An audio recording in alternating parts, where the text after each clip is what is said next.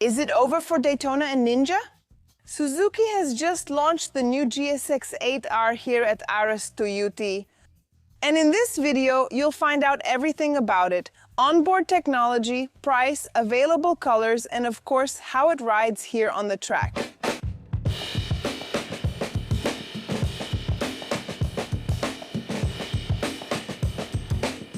If you're new here, I'm Amanda Pagliari, and this is the most charming motorcycle channel in Brazil, which also brings you the best new motorcycle launches. If you love motorcycles, like and subscribe to the channel so you won't miss any videos. The 8R joins Suzuki's 800 lineup, which is this new platform from Suzuki that uses a 776cc twin-cylinder engine and already included the Vestron 800DE. This amazing trail bike even already has a video here on the channel, and the naked GSX-8S, which is the sister of the sport model. In fact, the sport model uses its sister, the 8S, as its base, both in the structure and also in the engine, which has 83 horsepower and 7.95 kgfm of torque. It has 6 gears and a bidirectional quick shifter, which means you don't need to pull the clutch lever here to change gears, right? Whether you're shifting up or down. It's great that it comes standard, which is really good. And it has an electronic throttle and also 3 levels of traction control, plus one more, right? Which is an off setting, so you can disable it. The design of this sport bike is gorgeous in my opinion, and one detail that caught my attention that I noticed is that it has very little fairing. So you can see more of the mechanical parts here. The engine is more exposed, which is more common in a naked bike, right? And here you have less fairing, unlike, for example, the Daytona 660, where you have all the bodywork on the outside. One cool thing is that, according to Suzuki, the windscreen and the mirrors here were designed in a wind tunnel, which means it gives you better aerodynamics for when you reach high speeds. The clip-on handlebars here are actually higher, so you don't end up in such a low posture, which brings much more comfort, especially for everyday use. For those who are going to use it off the track for riding in traffic, in between cars, in the city, you'll have more comfort since you won't be leaning forward as much.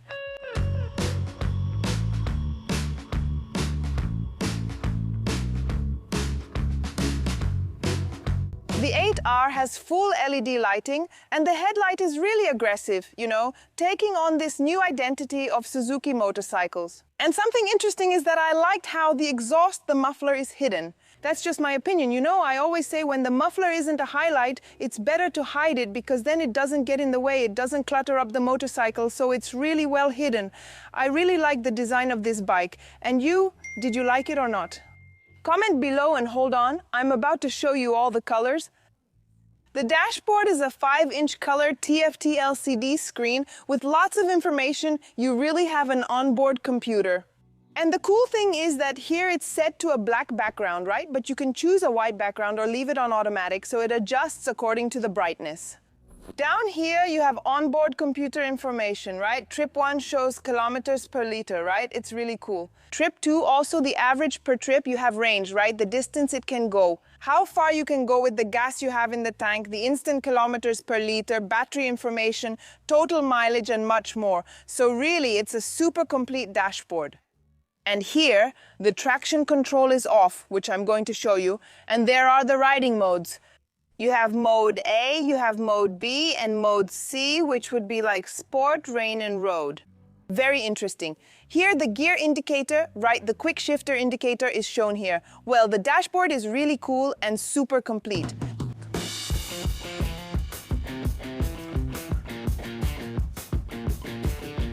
Besides the looks and the concept, one of the differences from the 8S is that here on the 8R you have Showa suspension, while on the naked it's Kayaba. So here we have an inverted Showa big piston suspension with 130 millimeters of travel.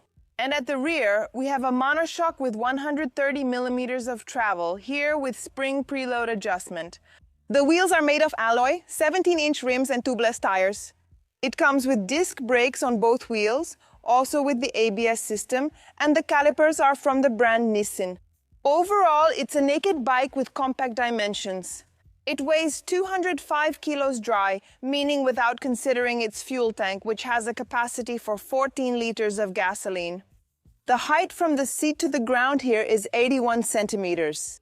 There's plenty of bike for me. I'm 1.77 meters tall, so it's a relatively low bike which will fit most Brazilians. While riding position, of course, the foot pegs are set back, right? It's a sport bike, but you really don't get that tucked in or leaned over, mainly because the handlebars are higher. The bike is very beautiful, all blacked out. Here you can see the cockpit, and the design is really quite interesting. In this yellow color that really catches the eye for anyone who likes a sporty look. The mirror, look, it has this lock, right? Unlike the Daytona, which doesn't have it. If you want to watch the full review video of the Daytona 660, I'll leave the link here in the card and in the description. Go watch it later, okay? But I can already see, look, that one better point than the competitor is this handlebar lock here. In the video, you'll understand why. Anyway, guys, the bike is really easy to handle, honestly. Going up here, it's light, compact, doesn't hurt at all, fits perfectly between my legs, really nice. But let's see how it does on the track.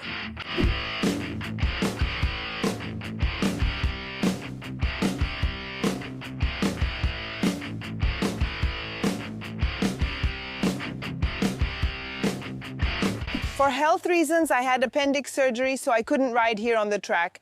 I left more information on my Instagram, Enda Pagliari, link in the description. Go check it out, see what happened to me, but I'm fine now, guys. I'm fine. However, I didn't ride.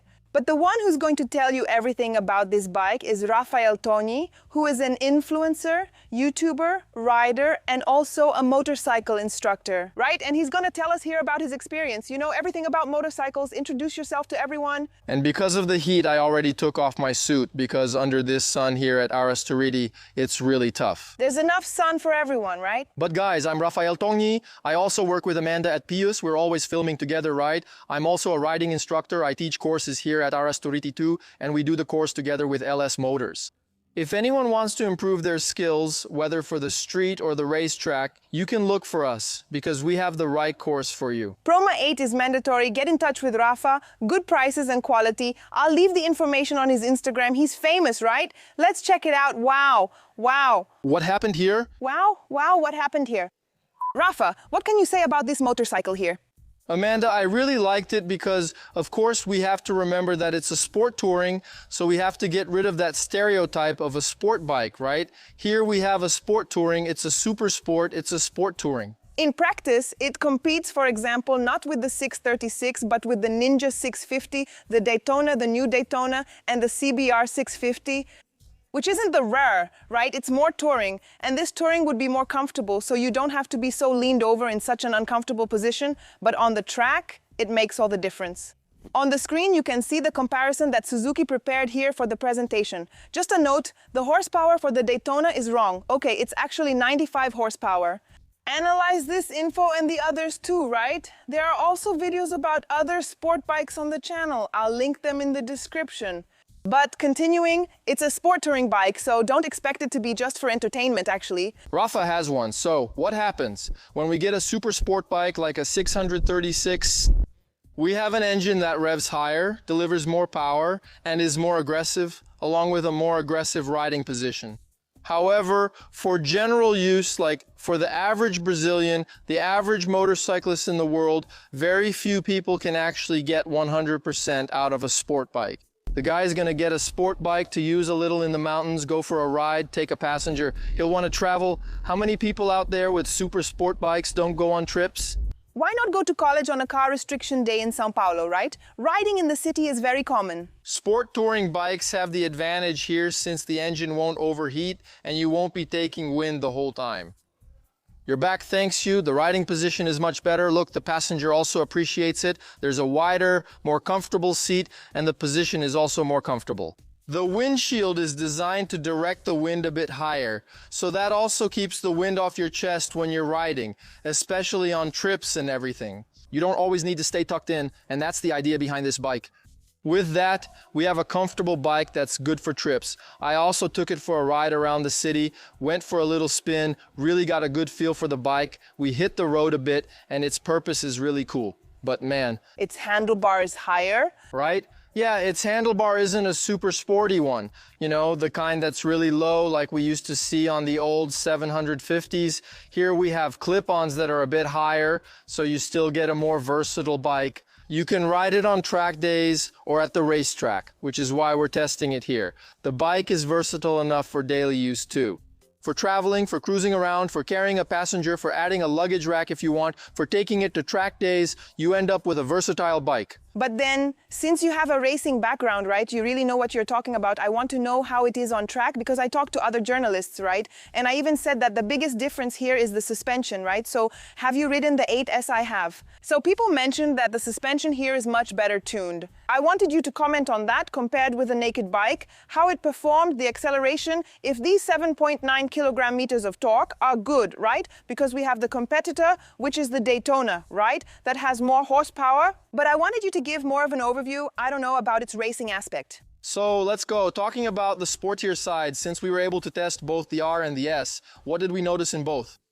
Here, look, since it has a different front suspension, right? Here we have a suspension like we were saying. We felt the suspension here is a bit softer, but let's put it this way. It follows the road better. Bumps, but like Derval was saying, when we brake, when we do a really aggressive braking, it dips a lot. The S doesn't have that, not as much.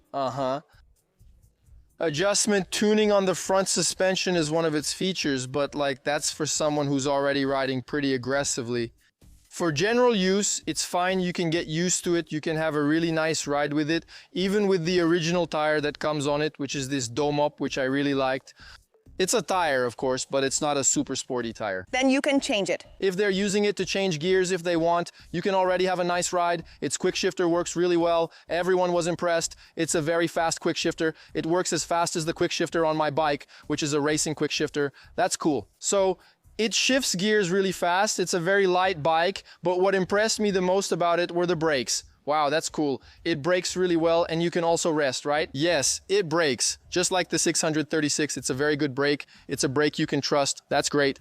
But man, as soon as you touch it, it's already working, you know? Very strong, very aggressive. Look, now I want the question answered. No sitting on the fence, okay? Don't just give a non-committal answer. Resting. Yeah, sitting on the fence. Yeah, sitting on the fence. Yeah, sitting on the fence. Answer, come on, yeah, between her, I think her and the Daytona, right? Because the CBR50 is more well-known, right? I think both are more technological, more updated. Between her and the Daytona, the main difference is even the price is pretty similar.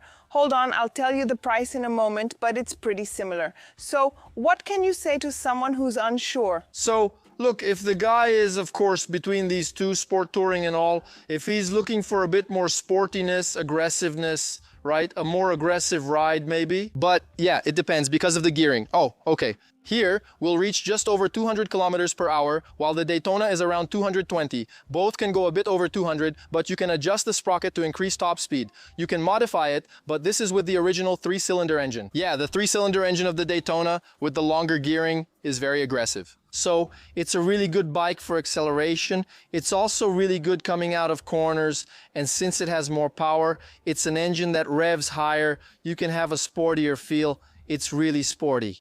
So if you know how to work with it and then the roar comes, it already brings that sporty feeling. However, you don't lose much here because even though it's a twin cylinder, here we have the cross-plane engine, right? Which is the Big Bang, an engine that already has a much nicer sound to listen to. I see, like the 07 right and everything else. And always strong. It's always got torque. So what impressed me the most about the engine here was its torque. So when we're riding, when we put it in the sportiest mode, which is A, you just touch the throttle and the bike is already pushing. It takes off. So you think, man, this bike is strong, you know? So this was something I noticed about it and I really liked it. Well, so it depends on your taste, right? Of course, here it comes with the upper dashboard from the Daytona. Quick shifter, important, yes, quick shifter as standard, over there inside. Yeah. Anyway, it's important for you to go to the dealership, get to know it, take a test ride, and see which one suits you best. But go ahead and write down below if you're on Team Daytona 660, if you prefer the 8R or the CBR, or maybe even the Ninja 650, right? Write it down in the comments below. So that's it, Rafa. Thanks, Amanda Pagleri and everyone. See you next time.